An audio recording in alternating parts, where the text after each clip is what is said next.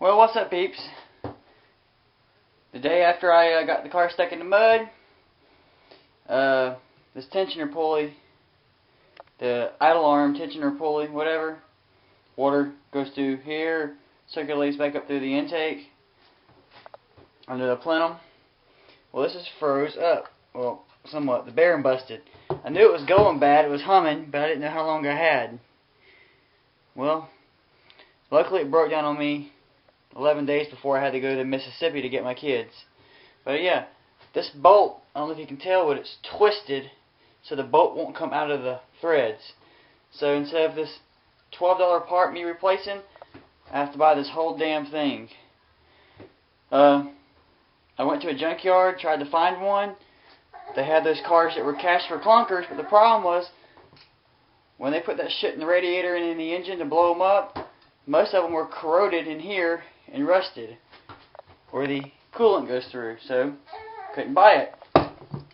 So therefore, I have to buy me a brand new one. Luckily, I know somebody that has a, well, whatever, and it was $10 cheaper, but it was still $70.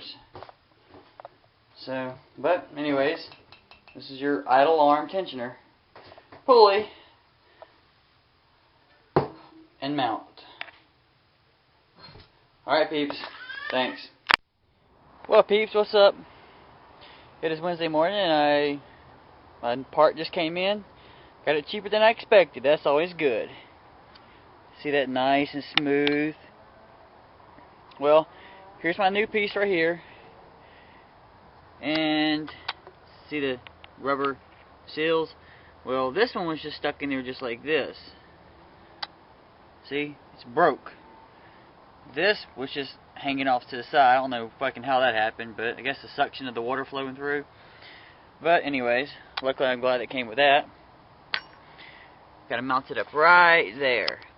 And that little hose that was broke goes right up into the intake. But and now maybe my antifreeze will stop leaking right there, because I didn't realize that's what it was. I thought it was the plenum gasket leaking. But remember, anytime you remove an alternator, unhook your battery. And believe it or not, for me, the hardest part of this whole damn thing is figuring how the fucking serpentine belt goes back on. Well, peeps, I'll give you a video when it's all installed. And believe it or not, this is a fairly easy part to take off. There's only 4 bolts holding the whole thing on. Alright, later. Okay, peeps, what's up? In the process of me putting this new one in, I realized that the broken was still in that hole. So I went to fish it out with a screwdriver, and it fell back inside the intake. I got a little creative, created me this little hook to get this out, stuck it in there like this, twisted it, and yanked that fucker right on out. Now I don't gotta take off the top plenum cover. Fucking A. Okay, she's in place, but just to make sure before you tighten up the bolts or put the bolts in, that this plastic piece that goes into the intake is in all the way, and this bottom piece that's inside where the water circulates through is in all the way. Grab you a piece of wood or something, place it on the back of the pulley a little bit, and just slightly tap to make sure the little rubber gaskets or drummets, or not drummets, but everything's in there all the way before you start tightening it up. If not, you'll crack that bottom plastic piece. So, well, let's see if I can get this. Put just like there or so, and just give it a couple taps. That's all you should do. And she's insecure, then you go putting your bolts in. Later. Okay, it's on. My 2 bolts here are on for when my coolant runs through the intake.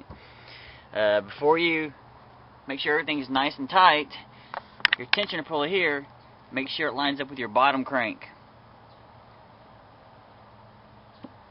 Or power steering pump, or your water pump. As long as it's lined up and it's not off center or crooked, then it's on flush and properly, and nothing's binding it so it can't work properly. Well, okay, everything's in place. You always double check and make sure everything's tight. Make sure you have your support bar right here that runs under your coil pack. But when this goes on your coil pack, the stud back there, there's a little ground back there, so make sure it's clean when you put the bolt and everything back on. And make sure all your pulleys are lined up. If not, you'll know it because your alternator won't be lined up with that. But okay, she's together. She was a bitch because this tensioner arm, man, whew, that gave me some hell. Especially my pulled rib muscles. Whew. But damn. Well, that's what you want to do when you get your alternator and everything on your belt. And come over here, plug up your alternator, tighten your ground back, hook up your battery, because when you fuck with that alternator, you always want to hook up your battery unless you want to get burned. Burning's not a good sensation when it's coming from a battery, because that shit just, it literally burns you. Been there, done that. You're going to check your radiator fluid, coolant fluid, whatever, because when you take these hoses off, you're going to lose about maybe half a gallon, if that. Then you just fill that back up, and you give her a crank, and you see what she's going to do. It might squeal for a little while because of all the grease that's going to be on the belts and on the pulleys and so forth. But, yep, the straightness, see? Alright. There she goes.